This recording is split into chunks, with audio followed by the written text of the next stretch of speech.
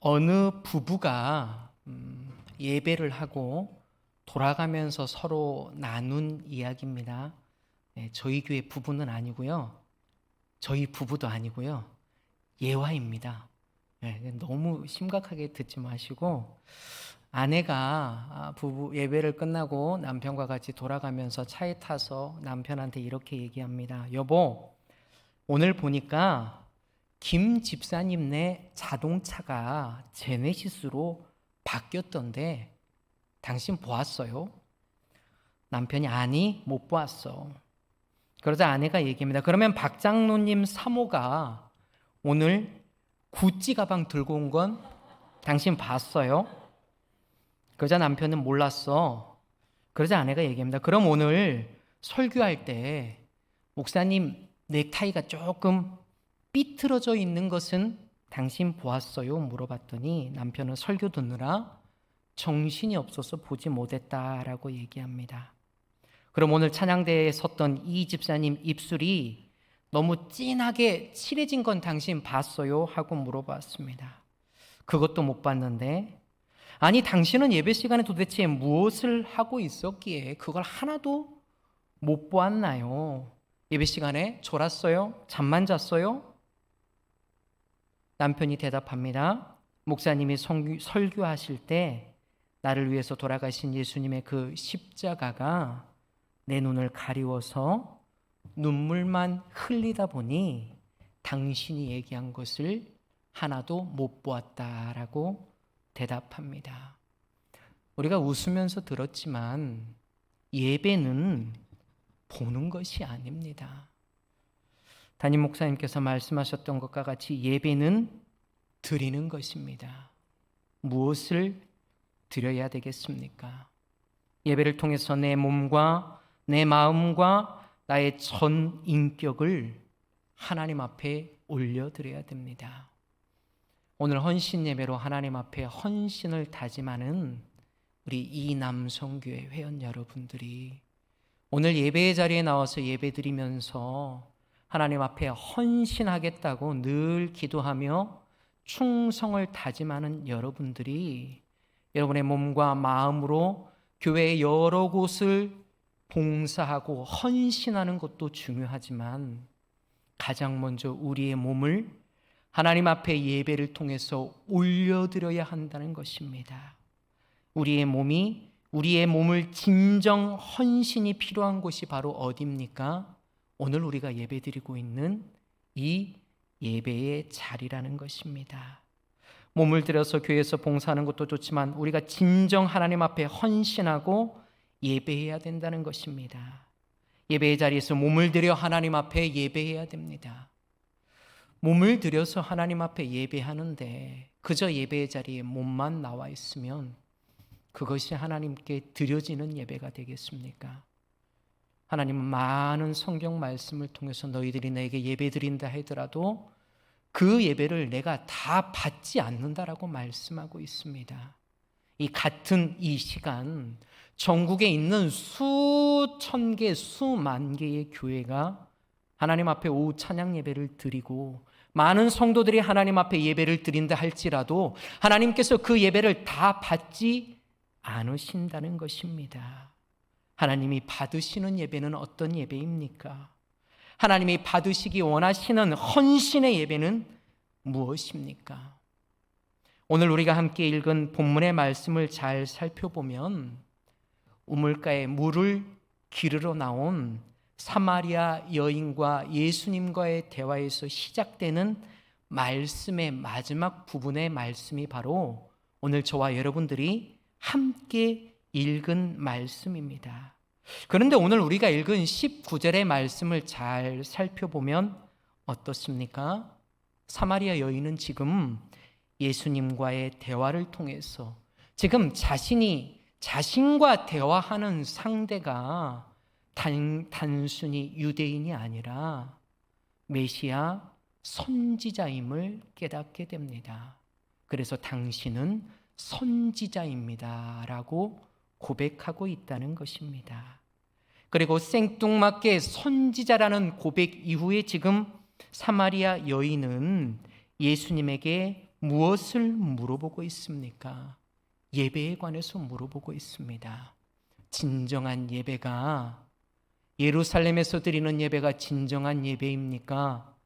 우리가 드리고 있는, 사마리아인들이 드리고 있는 그리심산이라는 곳에서 드리는 예배가 진정 올바른 예배입니까? 라고 예수님에게 오늘 말씀을 통해서 물어보고 있다는 것입니다.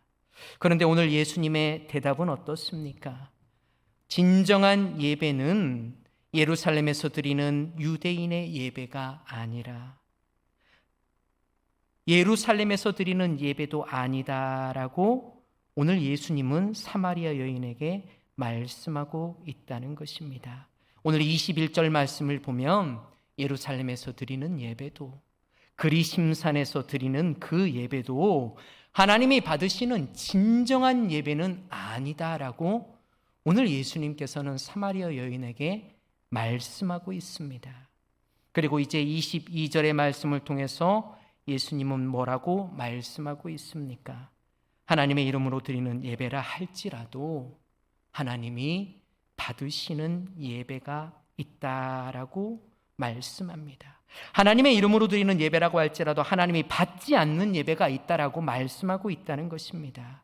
그와 반대로 23절 말씀을 통해서 하나님 아버지께 참되게 예배하는 자가 드려야 될 예배가 무엇인지 오늘 말씀을 통해서 사마리아 여인에게 얘기하고 있다는 것입니다. 오늘 본문 22절의 말씀을 보면 예수님께서는 사마리아 여인에게 이렇게 얘기합니다. 너희는 알지 못하는 것을 예배하고 우리는 아는 것을 예배한다라고 말씀합니다. 예수님 분명 앞에서 사마리아인들이 예배드리는 그리심산의 예배, 예루살렘에서 드리는 그 예배도 다 하나님이 받으시는 진정한 예배가 아니다라고 말씀하신 그 예수님께서 오늘 22절의 말씀을 통해서 하나님이 받지 않는 예배가 있다라고 말씀하면서 사마리아인들에게 지금 너희가 드리고 있는 예배는 알지 못하는 예배다라고 얘기하고 있습니다. 그러면서 우리가 드리는, 유대인들이 드리는 이 예배는 아는 예배다라고 지금 말씀하고 있습니다. 사마리아인들이 지금까지 그리심산에서 사마리아인들은 예배를 드렸습니다. 그러나 예수님 말씀처럼 그 예배는 어떤 예배입니까? 알지 못하는 예배입니다. 이 말씀에서 알지 못한다라는 이 말씀은 사마리아인들이 그리심산에서 드리고 있는 그 예배의 절차가 잘못되었거나 하나님에 대해서 너희들이 전혀 모르고 예배드리고 있다라는 의미의 말씀이 아니라는 것입니다. 너희들이 지금 그리심산에서 드리고 있는 그 예배는 하나님과 전혀 상관이 없는 무관한 예배다라는 사실을 예수님께서는 지금 말씀하고 있습니다.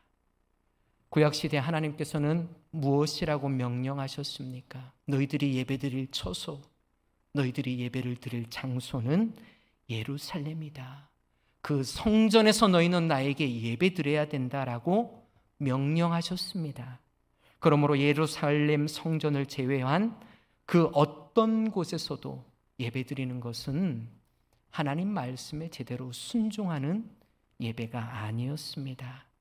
그런데 우리가 잘 알고 있는 것처럼 북이스라엘은 이 거대한 아수르라는 나라에 의해서 멸망을 당하게 되고 이 북이스라엘의 백성들도 아수르의 포로로 끌려가게 되고 아수르의 많은 사람들도 북이스라엘에 있는 사마리아 지역으로 와서 살게 됩니다.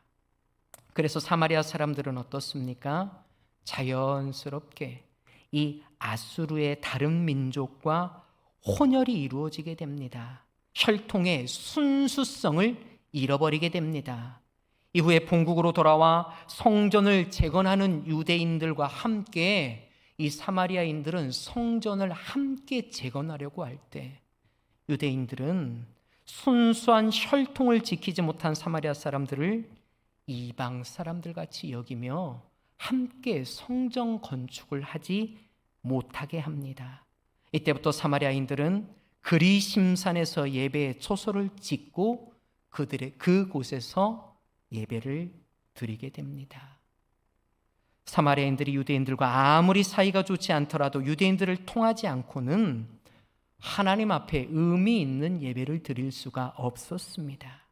그런데 사마리아인들은 하나님께서 명령하시고 하나님께서 분명하게 정한 그 방법을 버리고 자기들 마음대로 그리심산이라는 곳을 정하고 그곳에서 예배를 드렸습니다. 사마리아인들이 아무리 정성을 다해서 예배를 드렸다 할지라도 그 예배는 하나님 말씀에 순종하지 않고 드린 예배로 하나님과 무관한 예배가 될 수밖에 없었습니다.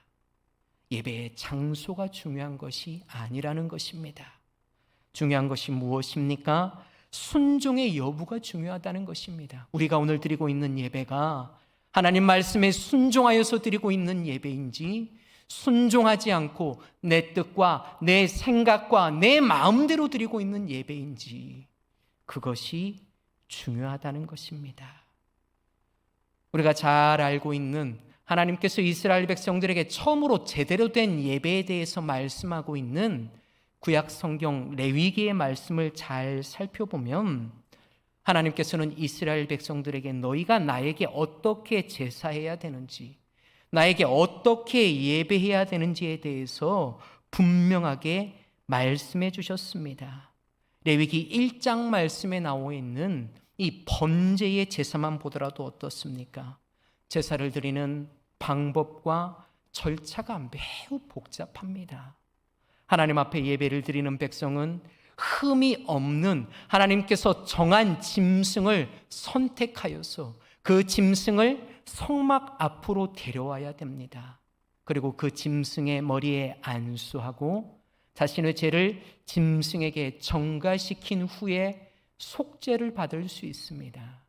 그리고 그 짐승을 끌고 가서 짐승을 죽여야 되고 그 짐승의 가죽을 벗겨야 되고 그 가죽을 벗긴 짐승을 4조각, 6조각 각을 떠서 나무 위에 올려야 한다는 것입니다.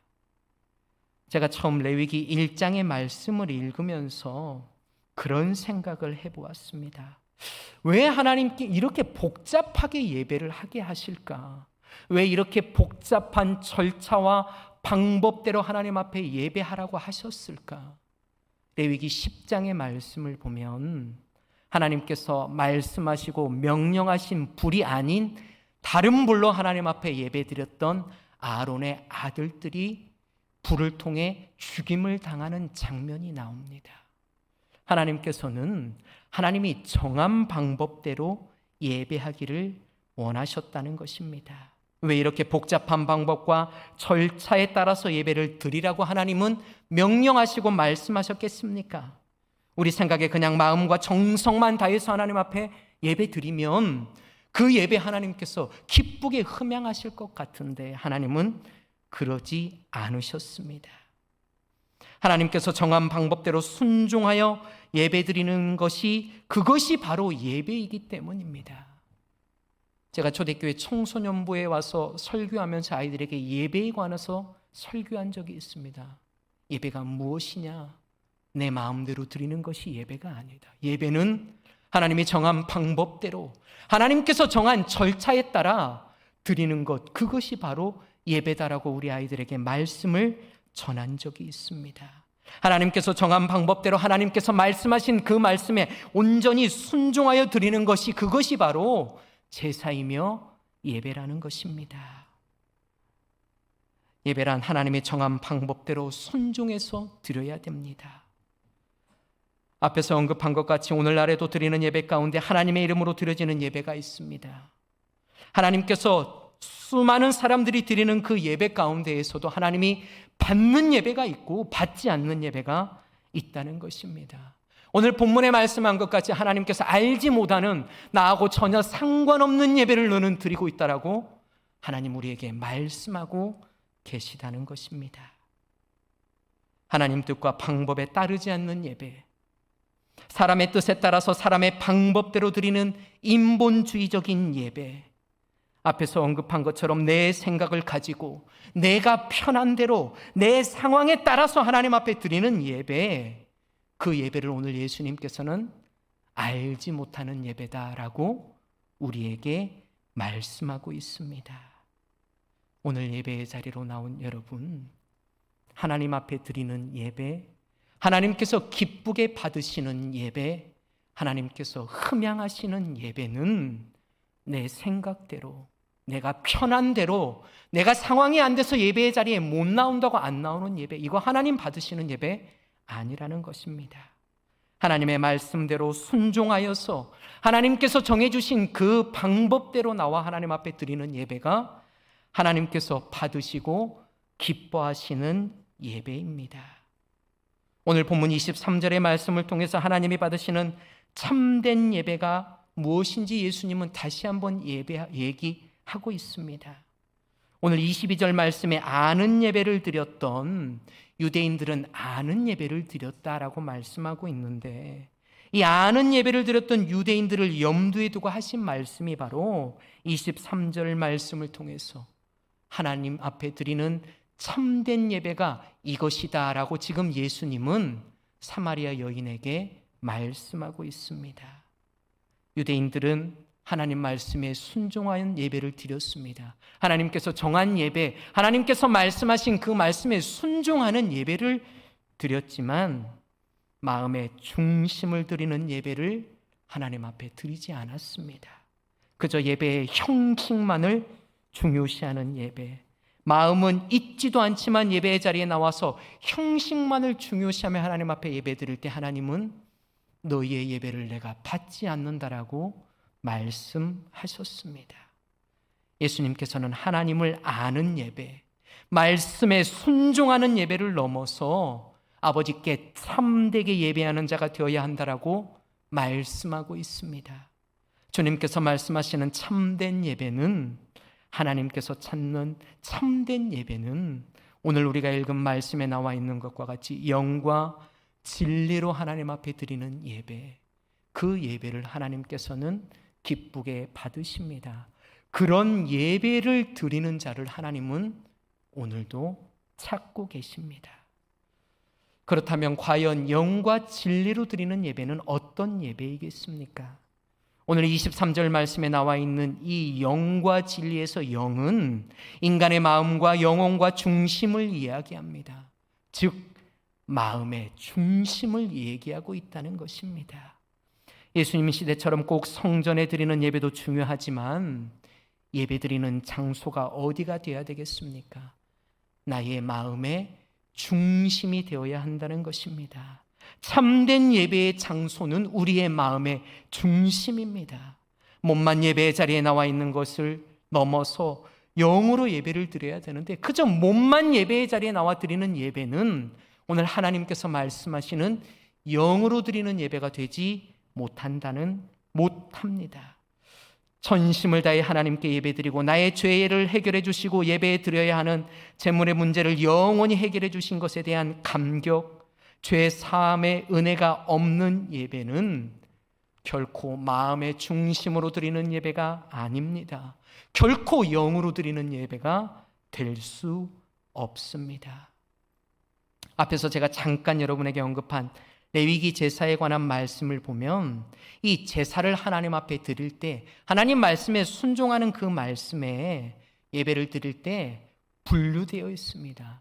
하나님 앞에 나와서 예배를 드리는 사람이 해야 되는 일과 그 예배를 받아 제사장이 하나님 앞에 해야 되는 일들이 분명하게 구분되어져 있다는 것입니다. 우리 시간 레위기 1장 3절에서 9절의 말씀을 한번 화면을 보면서 함께 읽도록 하겠습니다. 저와 여러분들이 한 목소리로 한번 읽어보도록 하겠습니다. 레위기 1장 3절에서 9절의 말씀입니다. 그 예물이 소의 번제이면 흠 없는 수컷으로 회막문에서 여호와 앞에 기쁘게 받으시도록 드릴지니라. 그는 번제물의 머리에 안수할지니 그를 위하여 기쁘게 받으심이 되어 그를 위하여 속죄가 될 것이라. 그는 여호와 앞에서 숫송아지를 잡을 것이요 아론의 자손 제사장들은 그 피를 가져다가 회막 문 앞 제단 사방에 뿌릴 것이며 그는 또 번제물의 가죽을 벗기고 각을 뜰 것이요 제사장 아론의 자손들은 제단 위에 불을 붙이고 불 위에 나무를 버려놓고 아론의 자손 제사장들은 그 뜬 각과 머리와 기름을 제단 위에 불 위에 있는 나무에 버려놓을 것이며 그 내장과 정강이를 물로 씻을 것이요 제사장은 그 전부를 제단 위에 불살라 번제를 드릴지니 이는 화제라 여호와께 향기로운 제사니라. 아멘. 오늘 말씀을 잘 보면 이 3절에서 9절 말씀에 나와 있는 그는 제물을 가지고 와서 하나님 앞에 예배를 드리는 제사를 드리는 백성을 의미합니다. 이 말씀을 잘 살펴보면 어떻습니까? 제물을 드리는 사람은 가장 먼저 짐승을 흠없는 짐승을 끌고 와서 그 짐승 머리 위에 안수를 하게 됩니다. 그리고 짐승의 머리에 암수를 할 때 하나님 앞에 죄를 가지고 나갈 수 없기에 자신의 죄가 바로 가지고 온 짐승 제물에게 전가가 됩니다. 그리고 이 예배를 드리는 백성의 죄를 전가를 받은 짐승을 어떻습니까? 드리는 사람이 이 짐승을 잡아서 죽여야 됩니다. 그리고 죽은 짐승의 가죽을 벗기고 각까지 이 드리는 백성이 해야 한다는 것입니다. 이 말씀을 잘 생각해 보면 여러분 어떻습니까? 왜 하나님께서 제사장이 모두 해도 되는데 왜 하나님의 백성에게 짐승을 끌고 와서 그 위에 안수하게 하고 죽이게 하고 그 짐승의 가죽과 각을 뜨게까지 하셨는지 궁금하지 않습니까? 오늘 하나님께서 이스라엘 백성들에게 이렇게 명령하신 이유는 제물을 드리는 사람이 이 예배를 통해서 이 제물을 죽이고 짐승을 죽이고 그 죽은 짐승의 가죽을 벗기고 각을 뜨면서 느끼게 하고 싶은 마음이 있었기 때문입니다. 자신의 죄를 전가받은 짐승을 죽이고 죽은 짐승의 가죽을 벗길 때에 그 가죽을 벗기고 죽이는 사람의 마음이 어떠하겠습니까? 내가 죽어야 되는데, 죄를 지은 내가 죽어야 되는데, 내가 죽어서 피 흘려야 하는데 그 일을 대신 하고 있는 짐승에게 미안한 마음이 들고 피 흘려서 죽은 그 짐승을 바라보면서 자신이 죄인이라는 사실을 철저하게 느낀다는 것입니다. 자신이 죄인이라는 사실을 철저하게 깨닫게 된다는 것입니다. 그 짐승을 바라보며 다시 한번 자신의 죄를 깨달을 수 있다는 것입니다. 그런데 우리의 영원한 속죄의 문제를 해결해 주시기 위해서 짐승이 아닌 우리의 예수 그리스도께서 십자가에 달리셨습니다. 채찍질 당하고 손과 발에 대못을 찔리시고 옆구리에 창을 찔리심으로 우리의 모든 죄의 문제를 우리 예수님께서 해결해 주셨습니다. 그 주님을 생각하며 예배의 자리에 나올 때마다 우리는 어떤 마음을 가져야 되겠습니까?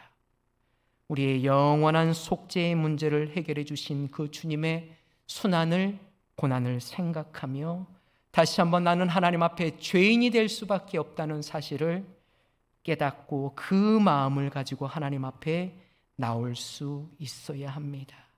그 주님을 생각하며 예배 자리에 나올 때마다 나 자신이 죄인이라는 사실을 깨닫고 내 죄를 사해 주신 그 은혜가 우리의 예배 가운데 있어야 됩니다. 주님의 나를 위해 십자가에 못 박혀 죽으셨기 때문에 오늘도 우리는 재물의 문제 없이 예배 자리에 나와 하나님 앞에 이렇게 편하게 예배드릴 수 있다는 감사한 마음, 죄를 사하여 주신 그 주님에 대한 은혜의 마음을 가지며 예배 자리에 나와 하나님 앞에 예배 드려야 합니다. 그 예배가 오늘 예수님께서 사마리아 여인에게 말씀하신 영으로 드리는 예배, 마음의 중심을 드리는 예배입니다. 오늘 말씀을 잘 보면 20절 말씀에 나와 있는 사마리아 여인은 어떻습니까? 예수님과의 대화를 통해서 부끄러운 과거를 지니고 있었습니다. 그는 유대인에게 개만도 못하게 취급받았던 여인이었습니다. 아무도 없는 가장 뜨거운 한낮에 물을 뜨러올 수밖에 없는 그 여인이었습니다. 그런데 그런 자신에게 선지자이신 예수님이 찾아왔습니다. 그 예수님을 하나님께서 오늘 이 사마리아 여인에게 보내주셨습니다. 그 하나님의 사랑, 그 예수님의 사랑을 이 사마리아 여인은 깨달았습니다. 그리하였기 때문에 참된 예배에 관해서 예수님한테 물어본 것입니다. 어떻게 예배드려야 하나님이 받으시는 그 예배를 드릴 수 있겠습니까? 묻고 듣고 그저 끝난 것이 아니라 오늘 본문 뒤에 말씀인 28절, 29절의 말씀을 보면 어떻습니까? 물동이를 버려두고 자신의 마을에 들어가서 많은 사람들에게 예수 그리스도를 증거하고 그들과 함께 예수님 앞에 나와 예수님의 말씀을 사마리아 여인들은 듣게 됩니다. 우리가 하나님의 사랑과 용서와 하나님의 그 사랑을 절실하게 느낄 때 어떻습니까? 하나님께 예배하고자 하는 열망이 우리 안에 느껴진다는 것입니다. 내 안에 도저히 예배드리지 않고서는 견딜 수 없는 그 마음이 우리 안에 솟아난다는 것입니다. 그러나 하나님의 용서를 체험하지 못하고 하나님 앞에서 죄인이라는 사실을 깨닫지 못하는 사람은 어떻습니까? 그 사람에게 예배는 고문입니다. 예배를 그렇게 사모하고 눈물 흘리며 찬송하고 기도하는 자를 보면 도통 이해하지를 못한다는 것입니다. 그러나 진정으로 하나님의 용서를 경험한 자, 가슴에서 복받쳐 오르는 감격이 있어서 하나님 앞에 예배하는 자는 어떻습니까? 찬송가 한 장을 부른다 할지라도 그 찬송이 은혜가 됩니다. 하나님께서 나를 위해 흘려 죽으신 그 십자가의 피를 생각하며 눈물 흘리며 찬양한다는 것입니다. 아무리 단위에 세워진 목사가 설교를 못한다 할지라도 그 목사가 말씀을 전한다 할지라도 그 말씀을 통해서 하나님의 음성을 듣고 나를 사랑하시는 하나님의 그 사랑을 깨닫게 됩니다. 은혜를 받게 됩니다. 예배의 자리에 나온 것 그 자체만으로도 은혜가 됩니다. 예배의 자리에 십자가가 있는 이유가 무엇이겠습니까? 십자가에 못 박혀 죽으신 그 주님을 생각하며 다시 한번 내 자신이 하나님 앞에 죄인이라는 사실을 깨닫기 위함입니다. 십자가가 있는 이유가 무엇이겠습니까? 십자가에서 못 박혀 돌아가신 그 예수님이 있기에, 그 은혜가 있기에 오늘도 예배의 자리에 나와 하나님 앞에 값없이 재물 없이 예배드릴 수 있는 죄 사함의 은혜를 깨닫게 하기 위해서 하나님의 그 희생을 기억하라고 예배의 자리에 십자가가 있는 것입니다. 진리로 오늘 하나님 앞에 영으로 예배드리는 사람, 예배의 자리에 나올 때마다 하나님, 저는 죄인입니다. 겸손하게 하나님 앞에 예배드리기를 원합니다. 주님의 십자가 피가 없으면 저는 오늘도 예배드릴 수 없습니다. 그 은혜에 힘 이겨 눈물로, 감격으로, 감동으로, 열정으로 드리는 예배가 바로 하나님 앞에 영으로 드리는 예배, 마음의 중심의 자리에서 드리는 예배입니다. 하나님께서 받으시는 그런 영으로 마음의 중심의 자리에 예배를 드릴 수 있는 여러분 모두가 되어질 수 있기를 간절히 축원을 드립니다. 다음으로 진리로 예배를 드려야 한다라고 예수님은 사마리아 여인에게 말씀하셨습니다.